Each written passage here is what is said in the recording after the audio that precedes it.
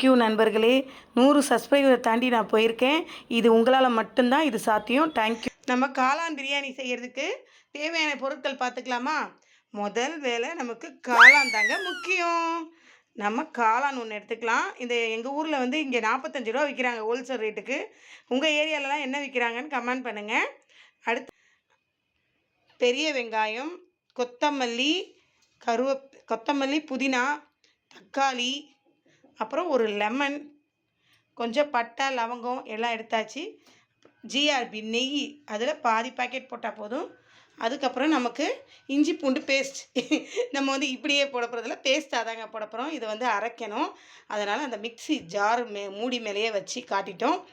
அதுக்கப்புறம் நம்ம செய்கிறத மட்டும் காட்டலாமா? ஓகே, இவ்வளோ தாங்க நம்மளோட இன்க்ரீடியன்ட்ஸ்.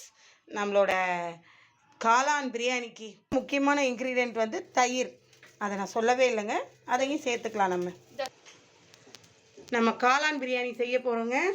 அதுக்கு தேவையான பொருள் வந்து பட்டை, லவங்கம், அதை போட்டுக்கலாமா?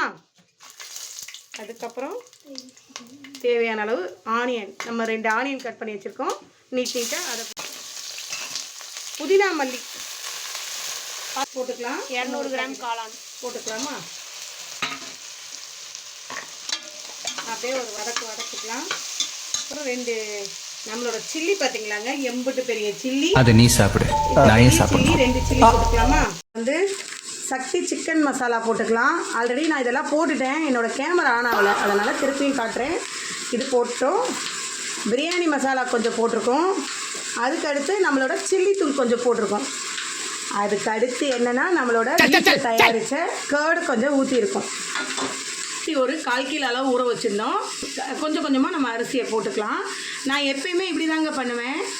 நம்ம வந்து தண்ணி ஊற்றிட்டு எல்லோரும் அரிசி போடுவீங்க. எனக்கு வந்து இந்த மசாலா அதில் ஒட்டணும், அதுக்காக வந்து நம்ம அரிசியை இதில் போட்டு நம்ம மசாலாவில் நல்லா ஒரு பெரட்டிடுவேங்க. தண்ணி ஊற்றிக்கலாமா? போதும். நம்ம மூடி வைக்கணும். மூடி வச்சதுக்கப்புறம் மேலே ஆவி வரும். ஆவி வந்த பிறகு சிம்மில் வச்சிடணும். அப்படி வச்சு ஒரு 5 மினிட்ஸ் வச்சுட்டு உங்கள் பிரியாணியை பாருங்களேன். அப்படி இருக்குங்க, சூப்பராக இருக்கும். நல்லா வெந்து நல்லா ஒன்று போல் வெந்திருக்கும். வச்சு காட்டுறேன். நல்லா கொதி வந்துருச்சு பார்த்தீங்களாங்க. இந்த ஸ்டேஜில் நம்ம குக்கரை மூடி வச்சிடலாமா? எப்படி வருது பாருங்க. இந்த ஸ்டேஜில் நல்லா வெயிட்டை போட்டுடணும். வெயிட்டை போட்டுட்டு அப்படியே அடுப்பை சிம்மில் வச்சிடணும். அவ்வளோதாங்க. நம்ம என்ன வேலையை செய்ய போறோம்? சும்மா பார்க்கறது தான் டைமிங் வச்சுக்கணும். நம்ம செல்வி அக்கா டிப்ஸ் நம்பர் 3. அதோட அன்னதானத்துக்கு தேவையான தயிர் சாதமும் ரெடி ஆயிடுச்சுங்க. நம்மளோட காளான் பிரியாணி ரெடி.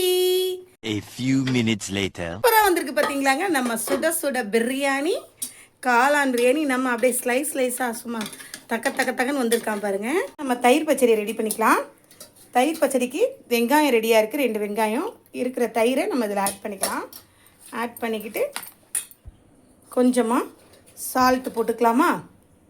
கொஞ்சம், ரொம்ப போடக்கூடாது, அவ்வளோதாங்க. ஆம்புடு தாங்க ஒரு கலக். எப்படி ஒரு கலக், அப்படி ஒரு கலக் கலக்கிட்டா செல்வி அக்கா ஸ்டைலில் நம்ம காளான் பிரியாணியாக ரெடி, நம்ம தயிர் பச்சடியாக ரெடிங்க. ஓகேங்க, நெக்ஸ்ட் வீடியோவில் பார்ப்போமா?